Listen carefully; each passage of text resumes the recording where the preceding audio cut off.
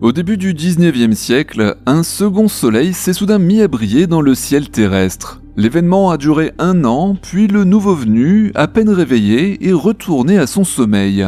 Parmi les femmes et hommes qui vivaient à cette époque, malgré la puissance de l'événement, personne ne s'est aperçu de rien, et pour cause, les ondes émises massivement par le géant cosmique qui venait de les éclairer n'étaient pas visibles par l'œil humain. Il aura fallu attendre encore 2 siècles pour que les échos de cet étrange événement nous parviennent et soient enfin interprétés comme tels, révélant quelques détails de l'un des phénomènes les plus violents qui puissent possiblement se produire dans notre galaxie, et dont, malgré l'intensité, personne n'a pu être témoin. Salut les terriens! En 2023, le magazine Nature publiait un article rédigé par une équipe internationale d'astronomes dirigée par Frédéric Marin, chercheur du CNRS à l'Observatoire de Strasbourg, que je vais essayer de décrypter avec vous aujourd'hui. Dans cet article, il est évoqué un événement digne des plus grands films de science-fiction cataclysmique, avec la destruction rapide et violente d'étoiles entières et le dégagement de rayonnements mortels d'une puissance fabuleuse. Si énorme en fait que malgré une distance de plus de 200 millions de milliards de kilomètres, si nos yeux d'humains avaient été capables de percevoir les rayons X, alors il aurait semblé un moment à nos ancêtres qu'un deuxième soleil brillait dans notre ciel. Mais alors, que s'est-il passé il y a 2 siècles dans la direction du centre de notre galaxie? De quelle catastrophe cosmique ces chercheurs exhument à présent les empreintes comme des archéologues de l'espace? Eh bien c'est ce qu'on va voir maintenant.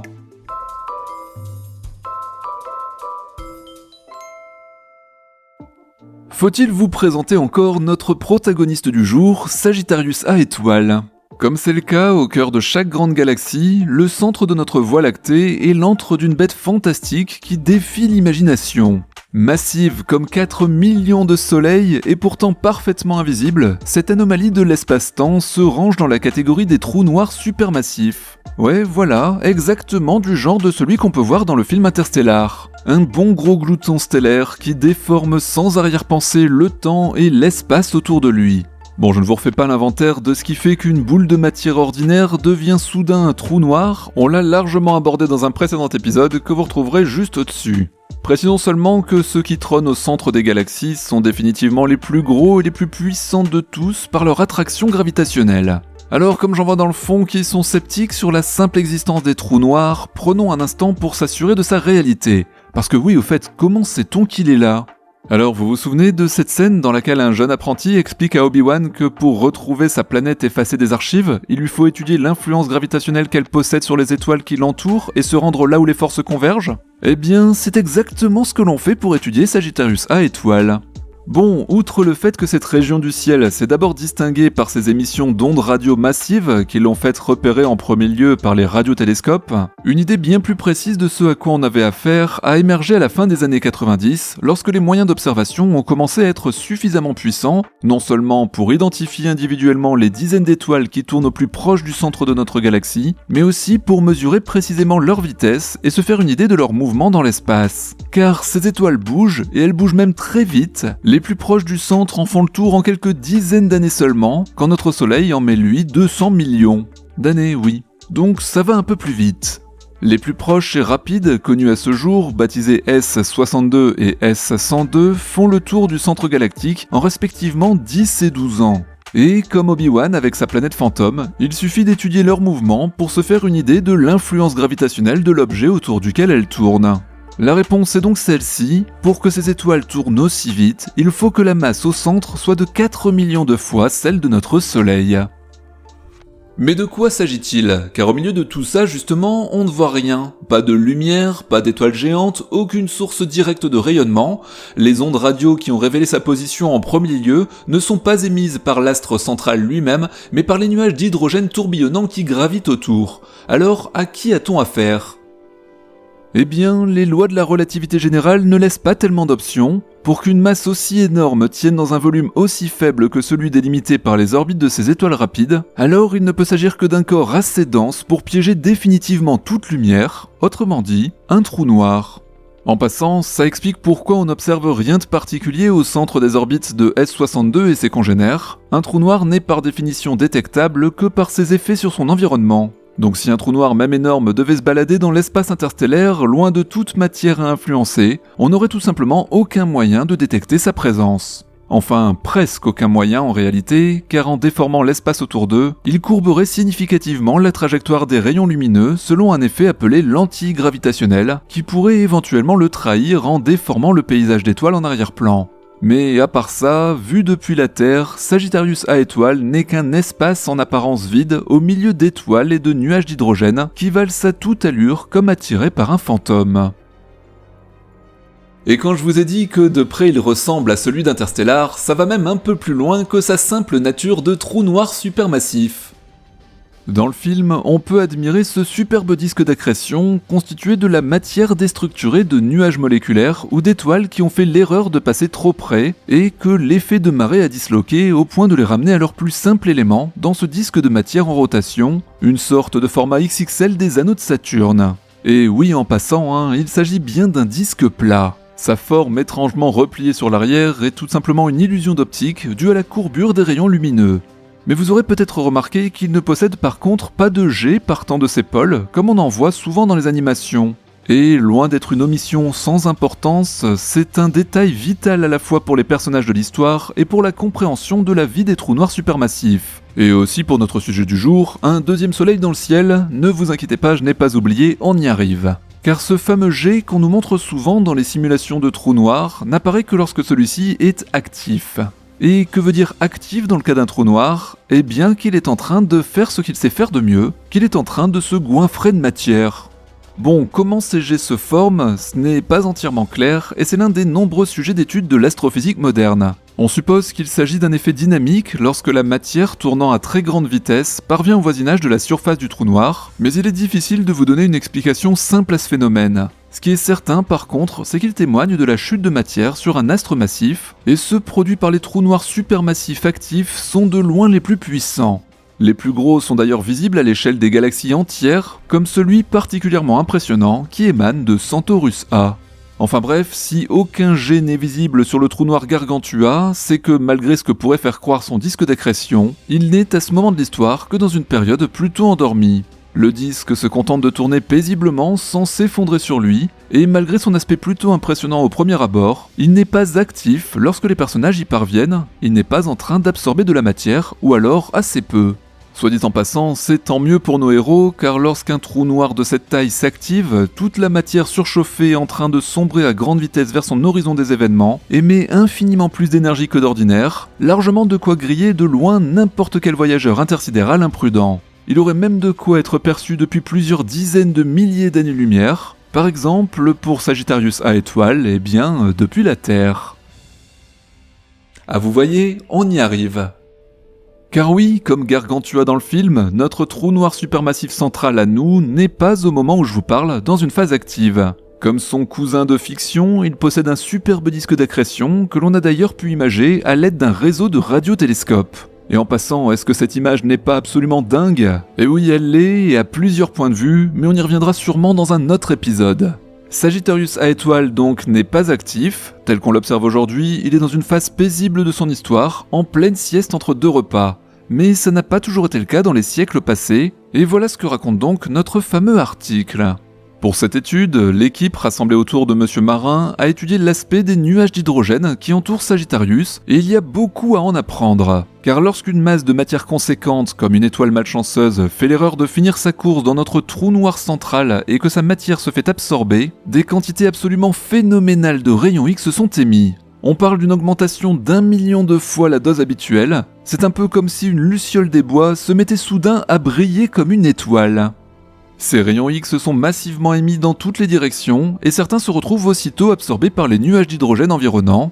Alors, soudain chargés comme les étoiles phosphorescentes qu'on colle au plafond des chambres d'enfants, ces nuages rediffusent leur rayonnement longtemps après l'événement. Voilà donc ce qu'a observé l'équipe de Monsieur Marin, une réémission de rayons X anormale par rapport au faible niveau d'activité actuel du trou noir, dont les caractéristiques permettent de reconstituer assez bien les événements. En plus de l'intensité et de la répartition des rayonnements, un indice majeur provient de leur polarisation. Ah oui, la polarisation, peut-être qu'il faut vous en dire un mot.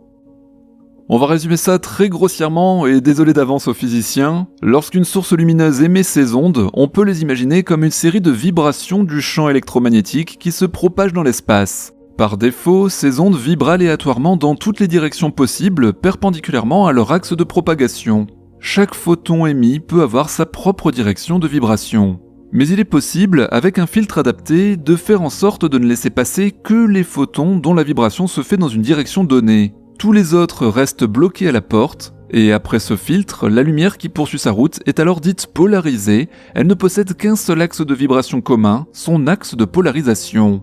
En passant, c'est exactement comme ça que marchent les lunettes des cinémas 3D. Sur l'écran sont projetés 2 films en même temps avec 2 projecteurs, mais l'un possède un filtre qui fait en sorte que la lumière qu'il émet soit polarisée verticalement, et l'autre horizontalement. Et sur votre nez, l'un des verres est à son tour un filtre polarisant vertical, qui ne laissera donc passer que la lumière de l'un des projecteurs, destiné à un œil, et l'autre un filtre horizontal, qui ne sélectionnera que les images de l'autre projecteur, destiné à l'autre œil. Il ne reste alors plus qu'à votre cerveau à composer une image 3D à partir de ces 2 films légèrement différents, et le tour est joué.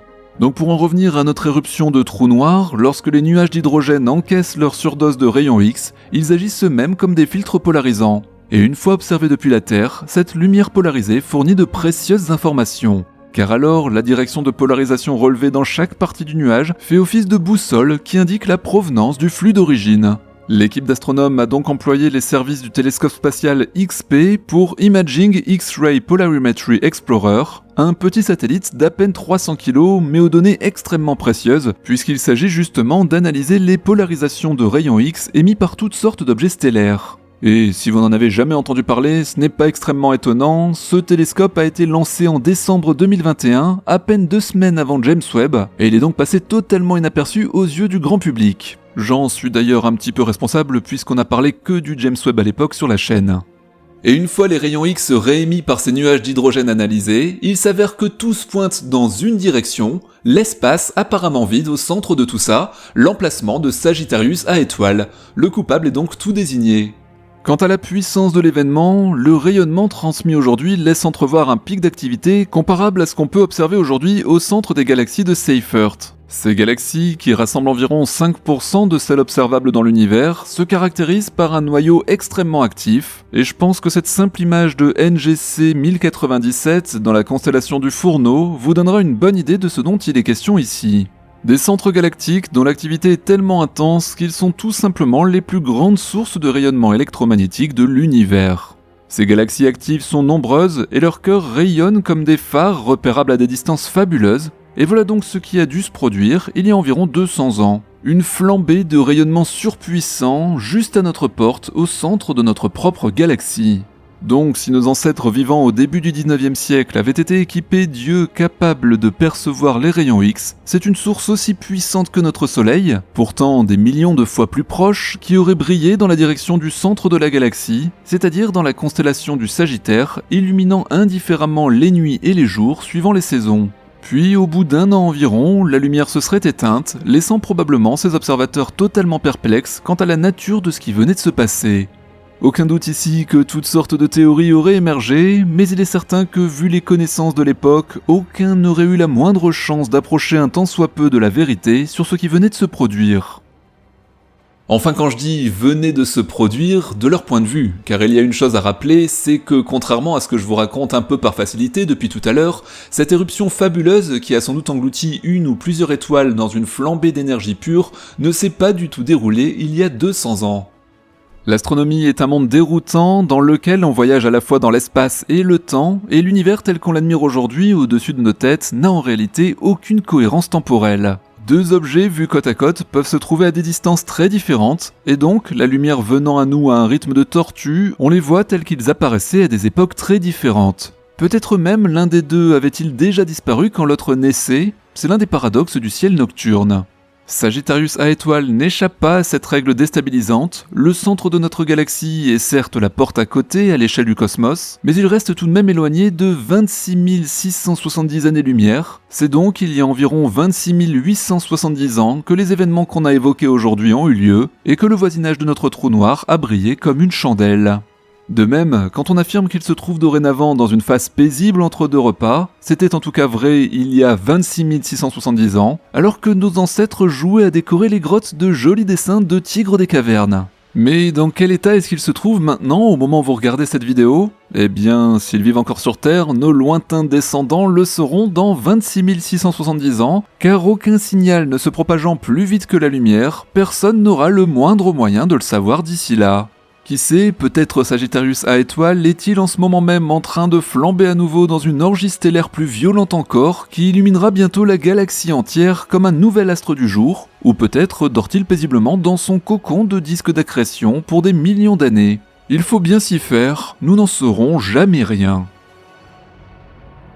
Voilà les terriens, une bonne occasion de se rappeler que finalement, nos yeux sensibles à une gamme de lumière étroite ne nous révèlent qu'une infime facette de la réalité, et nul doute que s'il avait brillé en lumière visible, ce second soleil dans le ciel aurait provoqué bien des remous chez les scientifiques, et non scientifiques aussi de l'époque. Qui aurait-il vu? Comment aurait-il interprété son apparition et sa disparition en fonction des connaissances de leur temps? Je vous laisse imaginer ça en commentaire. J'espère en tout cas que ce voyage au centre de la galaxie vous a plu, merci de l'avoir suivi jusqu'au bout, n'oubliez pas comme d'habitude le pouce, l'abonnement, la cloche pour ceux qui ne l'ont jamais fait, et quant à moi je vous retrouve très bientôt pour la suite, ciao les terriens.